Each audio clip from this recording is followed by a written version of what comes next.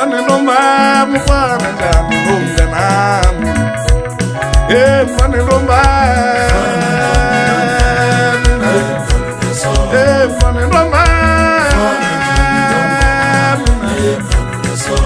mfana nomama mfana nomama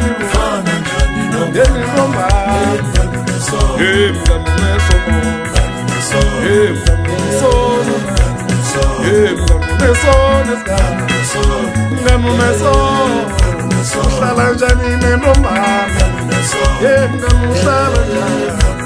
nangwile kwemerekweni uhlala utshwala mntana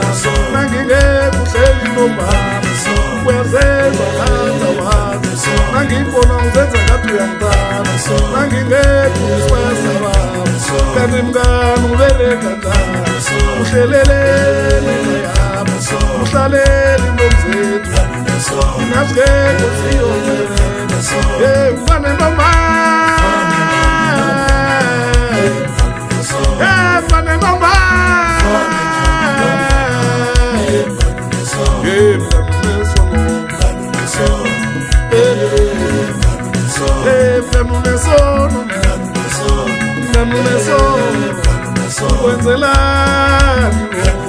kwenzelani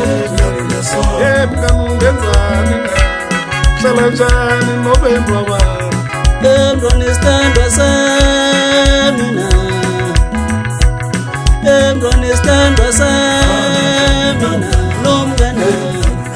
emngana unesono ukwenzela emngana unesono na ukwenzela mara mngana unesono na ukwenzela uyangonela mna ukwenzela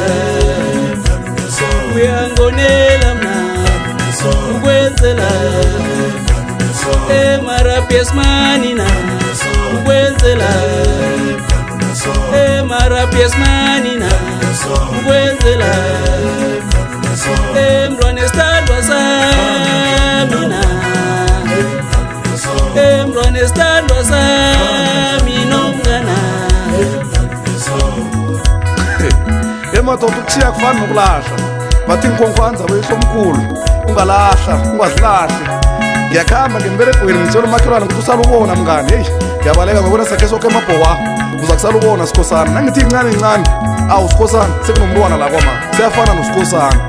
eyi yabona amagama la siwaphiwa uba mkhulu batsho nandi utshela umakhelwane ukuthi uza kusala ubona ayi angilimazile namhlanje igala umntwana mufana nosikhosana kanti ubereka njani lana yemngani hayi uyangithusa nasiubereka nje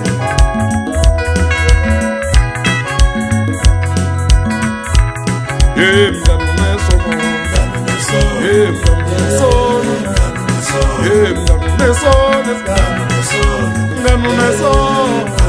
uhlala njani nomama mngani uhlala njani nangwile kwemerekweni uhlala utshwala mntana nangingekho uhleli nomama uyazenza nganda wazi nangibona uzenza ngathi uyangithanda nangingekho uswesa baba kanti mngani ubereka njani uhlelele